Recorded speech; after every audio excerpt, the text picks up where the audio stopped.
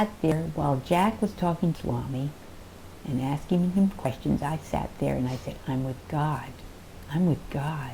I'm with God. And Swami put this vibhuti, a big bunch of vibhuti in my hands, and I said to myself, what am I going to do with all of this? And Swami turned around and said, eat it. Swami brought us in for an interview, and Jack said, I'm worried about my son. And Swami whirled around and said, what, your son? He's mine. Sai Baba devotee Louise Hawley and her husband Jack live half of each year in California, the other half at Sai Baba's ashram in India. This is Louise's story of her life's spiritual transformation. Welcome to Souljourns. This interview was recorded in Prashanti in 2004. Yeah. Well, I was raised to go into a lot of churches because my father sang. And I remember the one thing that was very important to me, I was 3 years old, and my sister, who was 5, took me to a Sunday school.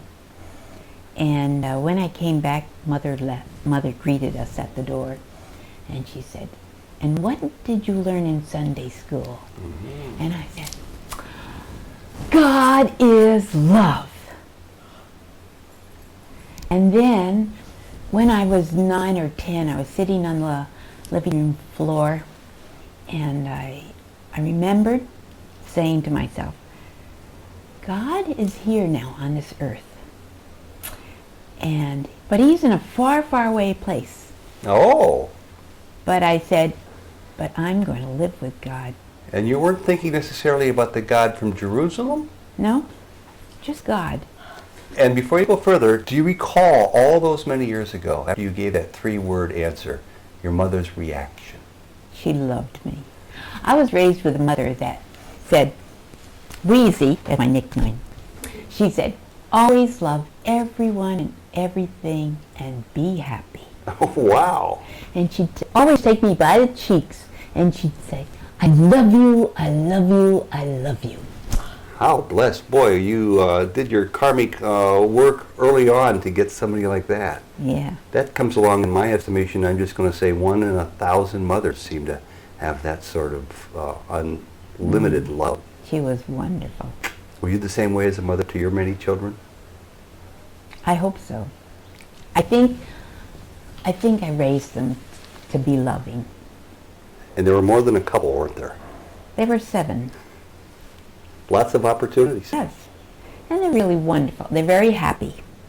Very happy. Well, between being a mother to those 7 children and the time you were 11, what else happened to inspire your spiritual growth, good or difficult? Oh, I never looked. No, Jack is a seeker. He has to look and read and find out. And I never did that. I just let my life go.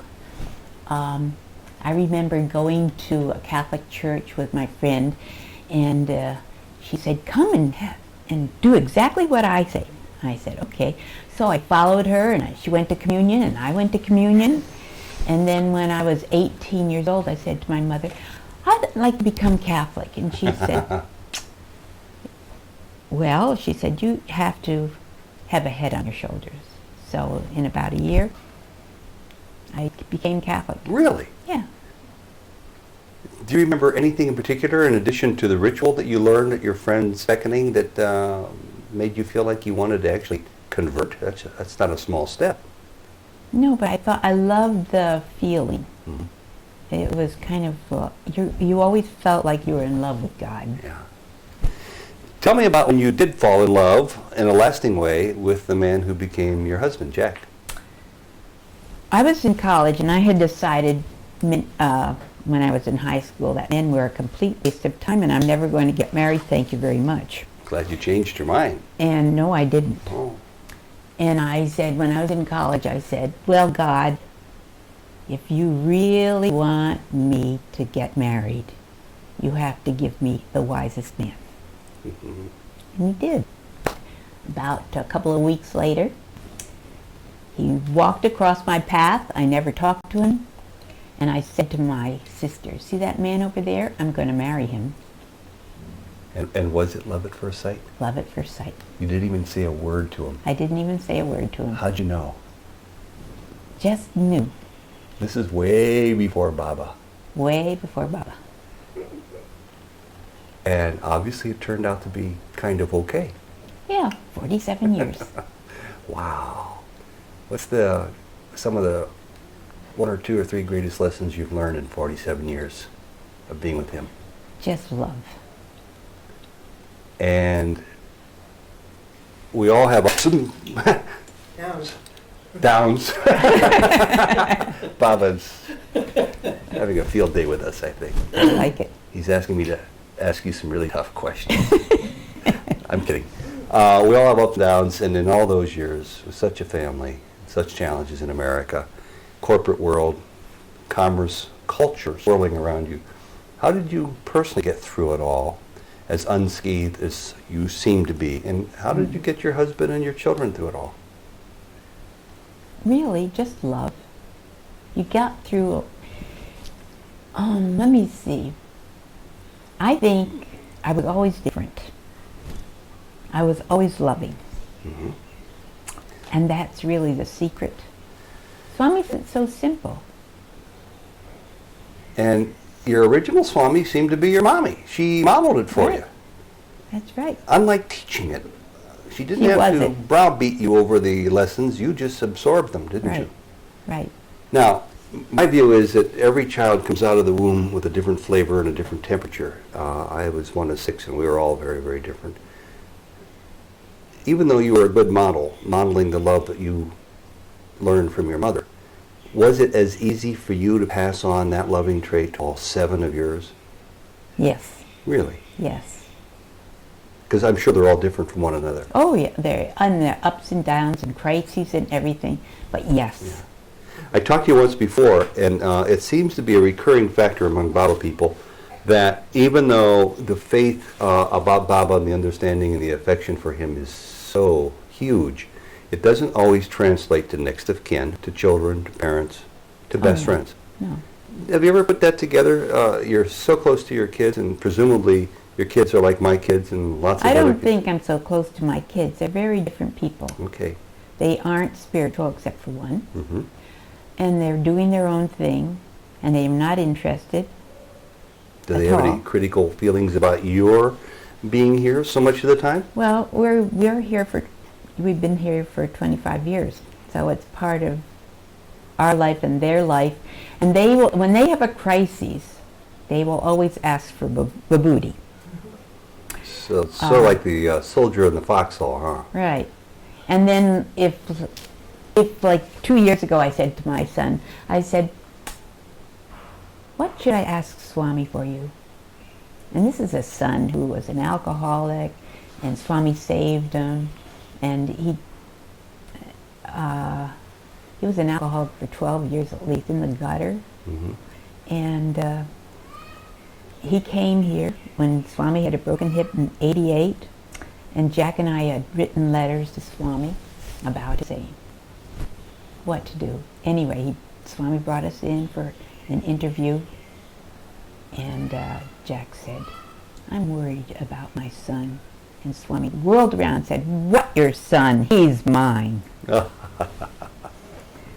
So, but he cured him of alcoholism, and I would say that he said 2 years ago to me, he said, just tell Swami to keep running my life. Mm. So this kind of proves the notion, and I've been hearing stories this particular time here where Swami performs huge miracles in people's lives, literally saving their lives or getting them off of a serious addiction, without the individuals necessarily being Baba people. Mm-hmm. They almost don't have to be Baba people. Right. Is that karma, do you think, or is there some other explanation? Oh, God works in funny ways. You haven't figured them out yet? And I don't want to figure it out. I just want it to happen. That must touch your heart very deeply to hear your son say that about his experience. What did Baba do with that mother love that she gave you? What did Baba do with that mother love that she gave you? He transformed it and made it thicker and broader and expanded it and made it sweeter and purer until it became divine love. Now, I'm sure you think you're speaking in English, but I want you to use some more words to further clarify what you're talking about. Divine love is the highest form of love, and love is God. Does this mean nobody in this huge Ohio State University campus-sized ashram can ever upset you and pull your cord and touch your button and send you off into some sort of angry temper tantrum? Not really. Not really. What do you do when somebody accidentally steps on your foot? Nothing. I mean, I'd pull my foot away. It's not really part. That's not really part of my nature. To get angry. And how do you deal with other people's anger? Because that's something we all have around us. I try to surround myself and them with love. I really do. I'm going to guess it doesn't always work, but maybe it works a lot. It works a lot. Okay, so I remember Jack's story about how I believe he first learned of Baba and brought the word to you, but maybe I have it wrong. You tell me how you first learned of Baba. I had a dream. That's right. And it was in this twilight sleep, and I had a vision of Jesus Christ, just his face. And then Jesus was looking at me with such love in his eyes. And then this profile of this brown man with fuzzy hair came in, of which I did not know. And they both said to me in one voice, "Louise, who do you love?" And I said, "I love God with my whole heart and soul." And stars went around my body, and I woke up, and I said, "I talked to God." How did the stars go around your body? In your dream or in reality? Yeah, in my dream. Okay. But I felt that stars. When I woke up, I felt that I was surrounded by stars. And I said, "I talked to God," but I said, "I'm not going to tell Jack. He'll think I'm crazy again." At that time, were you both practicing spiritual people belonging to a yoga center or anything? We were Catholic. We were kind of different Catholics, I would say. He was always seeking, and I was Catholic, but not like my sister is Catholic. More open rather than a more Yeah. tightly wound Catholic. Yeah, more open. Yeah. And so what happened is I decided not to tell Jack, and then he got this postcard and said, "Go get this book, The Holy Man and the Psychiatrist," and it was from a man here in the ashram. Wait a minute. You decided not to tell Jack about your dream where Right. Baba appeared to you. Right. And how did he just come to know about this book? By a postcard was mailed to him 2 weeks later. This all has to make sense now. Okay, now who sent him the postcard? Nothing makes sense now. I want you to know that.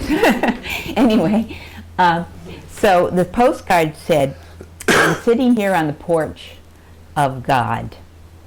Go now and get the book, The Holy Man and the Psychiatrist" by Sam Sandweiss. And this was to your husband from a friend, apparently. From who was used to work with Jack. Okay, so he had read the book, loved the book. And No, he went down to L.A. No, the friend had read Yeah, the book. oh, yeah. Sent Jack a card. Right. Jack goes down to L.A. to find the bookstore. And then he comes in the door and he has the book kind of, you can see the cover. And I was coming toward him and I saw the book and I said, "Oh, that's the man of my dream." As he's coming home with the book in hand. Yes. And Jack said, "What do you mean?" And so I had to reveal that I had a dream about God. Oh, boy. Did you just shake your heads in disbelief and No, because he's used to me. Wow. So I bet you were the first person to read that book before he did. I did not read that book. Why? I didn't read any book on Swami. How could you resist? It's very simple, because I wanted personal experiences. Don't we all? Yes, but I don't want to read about it. I collect them. You live them. Yeah. Okay, so you didn't read the book. You saw this remarkable coincidence, which you now know as a Leela, and you just went on your merry way. And then we went to see Swami. Jack went over and saw Swami and then came back and told me, and then years later when we could, we went to see Swami. He went by himself, Yeah. even though you're the one who saw him with Jesus. But he read about him. Yeah, I would think you might be highly motivated too. No, not yet. Okay. You know how things move. Yeah. And so what happened is that on the very day that my foot touched Indian soil For the first time. for the first time, a voice came to me and said, "Good, now you're home." I always ask these questions. Was it an audible voice? Did you hear it in your heart, in your mind, or your ears? I hear voices. So you heard somebody say. I heard, and really it was Swami. So then when we went to see Swami, I saw him and we went in for an interview. And he brought us in, and first he made vibhuti for all these Indian women. And I said, "What are they doing?" Because I hadn't read anything. So I'll put my hands together too. So then Swami was putting this vibhuti in, and Jack had told me about vibhuti, and he came to me, and Swami put this vibhuti, a big bunch of vibhuti in my hands, and I said to myself, "What am I going to do with all of this?" And Swami turned around and said, "Eat it." So I ate it, and then went into the inner room, and I sat there while Jack was talking to Swami and asking him questions. I sat there and I said, "I'm with God. I'm with God. I'm with God." And I couldn't say anything. And I was in such shock that I couldn't eat for 3 days. And then finally on the morning of the 4th day, I went up to the meditation tree, and I never meditated. And I sat there and tried to meditate and closed my eyes, and it was good. And all of a sudden I hear like this, somebody hit my knee, and I startled, and I looked up, and there were 2 children. One was 5 and one was 7. And they're the kind of people that tug at your shirt saying, "Give me a coupon. Give me a coupon for the canteen. Canteen coupon." Beggar children? They're 2 little children in kind of tattered clothes. And the oldest one looked at me and she said to me, "Here are 3 canteen tickets. Now go and eat." They wanted to give you They the gave canteen me. tickets. They not wanted, they gave me and ordered me to eat. Ho. What did you think of that? I knew it was Swami. And you went and you ate. I went and I ate. So that was your first time here. Jack's second time here. Probably spent a week or 2 maybe at the most. A month here. And it sounds like the moment you set foot on the ground and with an experience like that, you had no further doubts or concerns over what or who Baba was. No, Now you must tell these stories to your children over and over again. never. You never do? No, they don't ask. And you don't volunteer? No, because, you know, if you volunteer as a mother, they shut you up pretty fast. Well, maybe I'll have to send this videotape to them. No. They won't even look at it.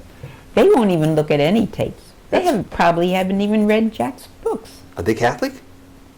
No, well, one's a Buddhist, one's maybe Catholic, one's a real Catholic, and the others, I don't know what they are. That sounds very surprising to me.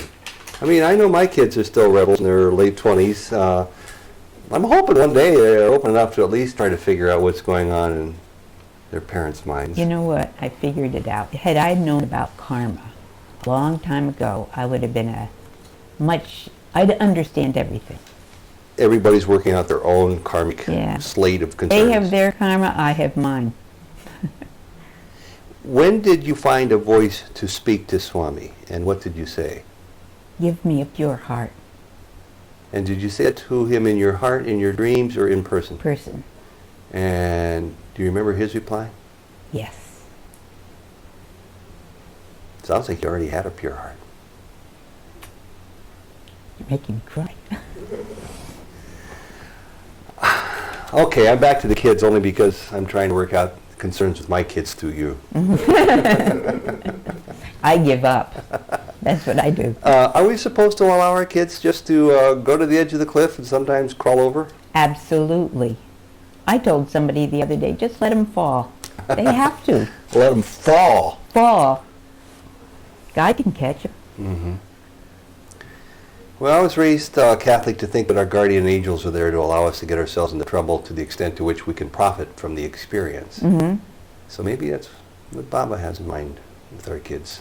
I think that detachment is a very key, it's a crucial thing to do with not only your kids, but your friends, your home, your life, just focus on the divine. Mm-hmm. We were in Baja, Mexico, Mm-hmm.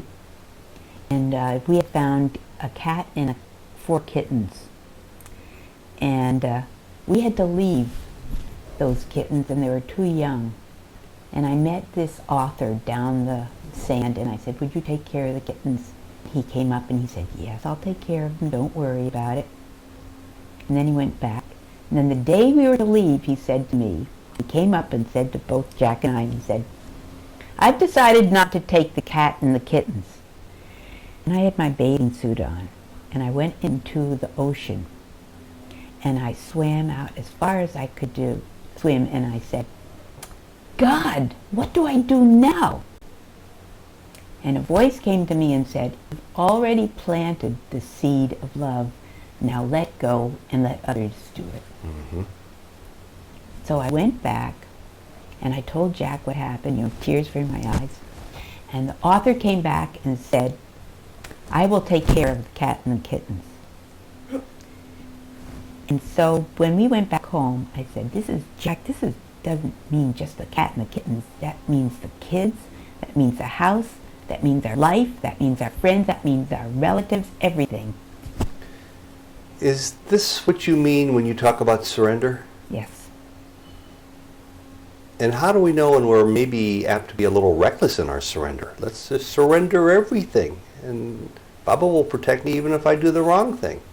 How do you know you're not doing the wrong thing sometimes? You never do. You feel that.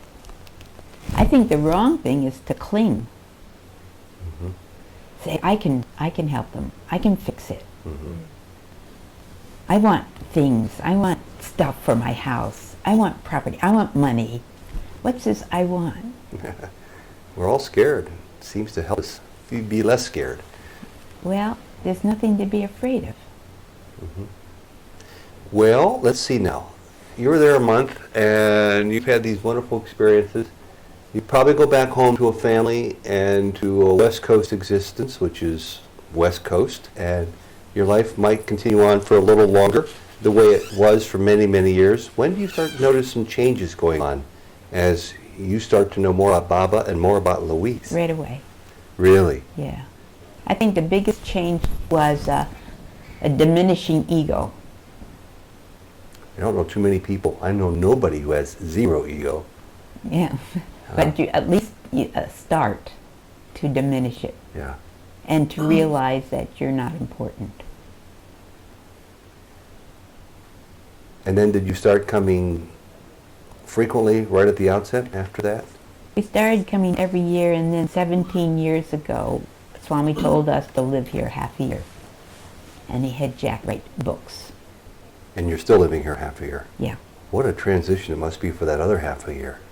Not really, because we live the same way in the States as we do here. Oh, you do?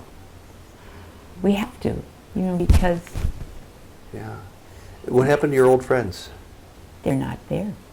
Yeah. They disappeared after the first trip. And do you have new friends? No. Do you have any Baba friends close by where you live in the States? We know people, but we're very private people. Mm-hmm. We have a lot of work that we need to do. So And you're we self-contained. Yeah. Yeah. The email from the Buddhist daughter, I assume that this is your daughter, and it obviously touches a chord, so tell me about that. Our youngest daughter wrote an email just the other day, and she's having problems at home. And she said, boy, Mom, Dad, if I get through this worldly life, woo, I'll be something else. But she said, it just is such a problem. And I wrote back and I said, read your father's book, Gita. I said, chapter 18, sloka 46. And it goes, live your life and do your work in a certain attitude, an attitude of adoration of the divine. Live each and every step for the divine. Do each and every act for the divine. Love God in all that you do. That's beautiful. Is she old enough to understand that? She wrote back and she said, it has changed my life. I started remembering that, and my day has been good and wonderful. How old is she? 40. She's your youngest? Yeah. Of 7? Well, 2 died, so the Okay. oldest is 45. Will be 45. Boy, you don't look that young, that old. That's a lot of years and a lot of child raising. And I guess it proves the old adage, you're never too old to have wonderful news come to you. And that's a great, Yeah. great news. That was a wonderful surprise Yeah. that was given to us. Yeah. Think she might ever come to see Baba? No. Okay. Do I hope? No. You don't even hope? No. Why not? It's not my choice. Wouldn't it make you happier? No. Really? No. See, I can't relate to that. I Like, guess. how do you do it? Well, I don't do it well, I guess. I want to be able to spread the wealth. I think that the candy bar called Sai Baba that I've been biting into has been wonderful in the life of my wife, in my life, and in the lives of our friends around us who know Baba. And I would love to be able to take Peter Jennings' chair and tell the world about what's here, and have more people take a bite of that candy bar. Well, I'd like to live my life and do my work in a certain attitude, an attitude of adoration of the divine. Mm-hmm. And just by doing that, I hope they see that, and that's all. Yeah, and that way obviously works. I mean, it Well, for already us, has. yeah. It already has. So, who is Sai Baba? I always ask that question, but let me ask it in a different light this time, because who knows, this may be seen or heard by 10 people or more than 10, some of whom are staunchly opposed to the notion of the divine, and some of whom are real close to tripping over this little village called Puttaparthi. You're on the bus running to Bangalore, and there's an American traveling from Bangkok on his way back to Britain, and then on his way back to the States, and he asks you about Sai Baba.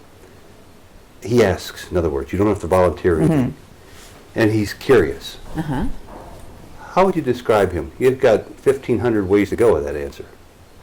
Very carefully, because I know who he is in my heart, but people are really just, sometimes they ask questions and they don't really want to know the answer. Yes, but sometimes they do. But sometimes I say he's a holy man, and he lives in Puttaparthi, and you should see him. You come and see. And if they were to say, yeah, I read about 3 paragraphs once where somebody said he claims that he's God. Mm-hmm. Well, how would you answer that? What do you think? Well, what do I think? Okay, what do I think, personally? He's an orange door into Brahman. What's Brahman? Brahman is Godhead, the absolute supreme consciousness. And does that orange door open? Yes, Have you been able to walk through it yet? yes. What's it like on the other side? It's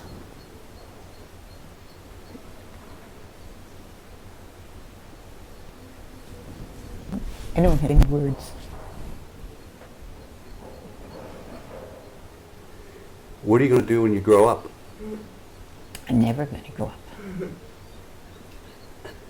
And what are you going to do when Sai Baba seems to do something that might be thought of as being challenging or upsetting? As I understand through the grapevine, he might have done once to you guys back in the 90s by giving you a directive that was hard to accept. And he does that to people, and he does it when we're least expecting it. Mm-hmm. How do we deal with these things in our lives? Do it.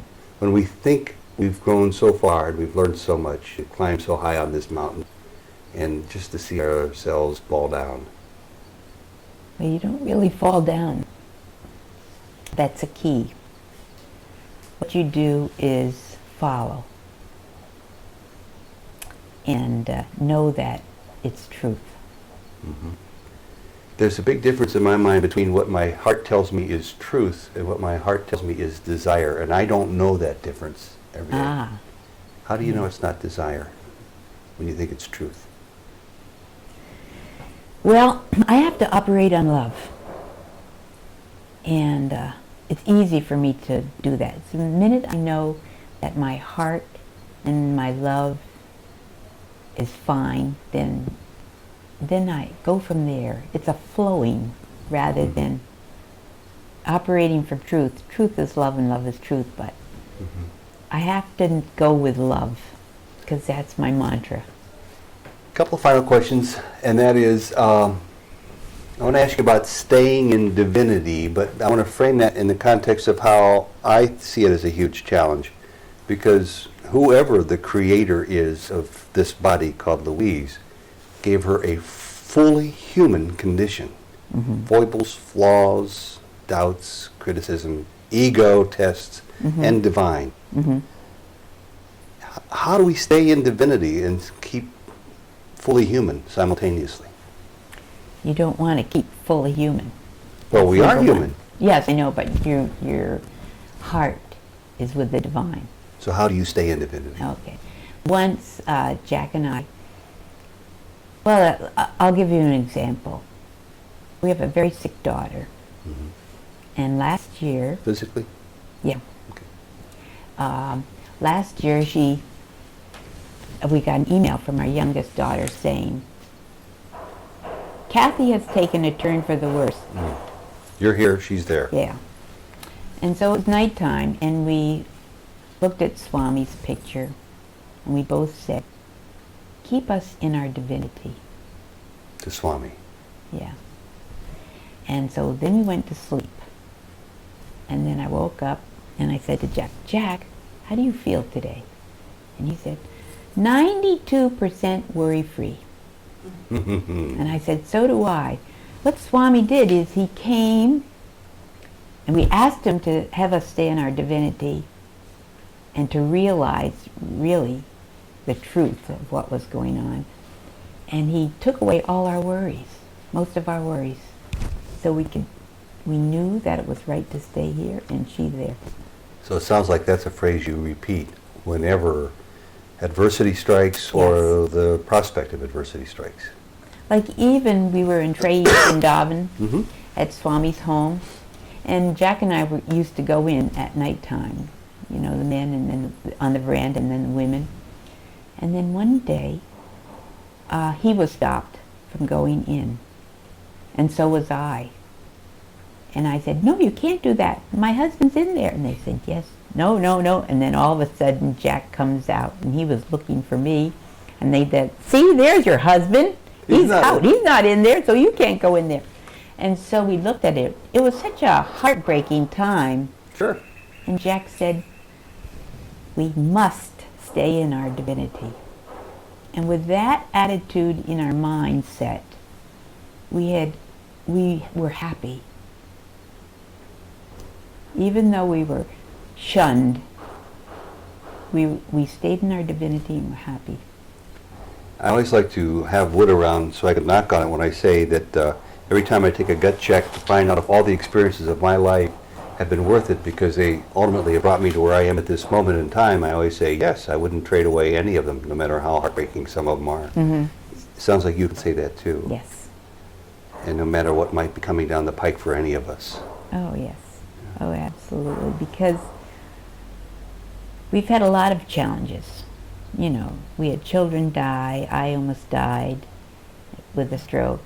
And Jack, he, you know, sicknesses and everything. But we came through it. And that part of you that is human, like my part that's human, that can and sometimes does get down, depressed even borderline seriously concerned about what is this all about? Is it worth it? Am I pointed in the wrong direction? How do you turn yourself away from that going too far? Very fast. Shut it at the gate. Shut those thoughts. You do it by reminding yourself of the divinity you're living in? I know it. Do you have any other tricks? Do you have any other methods, any other modalities? I have a Johnny One Note thing that Oh, goes that on all the sounds time. pretty good. What's that? Love. Uh-huh. Some people write, and some people interview people, and some people talk. And my is just loving people. I want to ask you, was your first experience of divinity a momentary thing? No. Still with you? Yes. And are there degrees of divinity? Do you wake No. up today from yesterday feeling closer to the heart of God? No. You fall off the edge and go straight up. And as we begin to wrap this up, I want to know what triggered the divinity in the first place. I heard your experiences. I heard the miracles. It really sound like genuine miracles in your life. What triggered that first experience of divinity when it was not just the picture of Baba you recognized on the book and the voice you heard getting off the airplane in India? What triggered that first real, genuine divinity? I have no idea. It was a gift. And for With those grace. And for those people watching or hearing this story who are trying as hard as they might to have 1/100th of the experiences that you've had, and they haven't in their mind have had any, what can you say to them that gives them hope? Just love. Just love everything and everybody. Don't judge. There's nothing to judge. And do you need to have experiences of divinity to be No. with the divine? Just love. Loving gets you there. Louise, thank you very much. Thank you. Saira. The feeling. Yeah. Nice. Around and make them into. And then we And then take make it those so and put those up there. Oh, I see what that's for. I thought it was for your hat. I can see And that. those things weigh 18,000 pounds. I mean, they were made in India. Oh, yeah. How long ago was that stroke again? That was 4 years ago? 5 5. in October. We had a stroke Completely here. recovered. And, yeah, I couldn't walk, talk, or think. And Jack and the cardiologist down the hall, they took me to the super specialty hospital, and they said, we have to stabilize her and you'll have to take her back to America, because they didn't have anything to help me. And so I didn't know what was going on. I had no mind, no energy, anything. And I don't remember the monitors that I was hooked up to, or anything that they gave me. And I remember saying to myself, inside, not my mind, not my heart even, but inside, it said, I have to remember something very important. And I was laying there, I was unconscious, but when I became conscious a little, all of a sudden I had this hum came to me. Now, a hum means I am. And it came through all my cells, my body. And I've been saying this mantra, aham brahmasmi, for years and years and years. And the one thing, and then when I had enough energy, another aham came in me. And Jack said, and every time I had that aham go through me, I went unconscious. And Jack said it was just like this little thin silk thread holding me to this life, this aham. And I don't even remember, all I remember is that aham. And I do remember the next morning, at 3 o'clock in the morning, this white nurse, 3 o'clock in the morning, came to me and said, Wait, sorry. yeah, she said, open your mouth. I have vibhuti from Swami. And it was in a 5 rupee note, so I opened my mouth. And she put the vibhuti in, and in 7 days later, I was out. Very weak, but out of the hospital. Speaking. Speaking.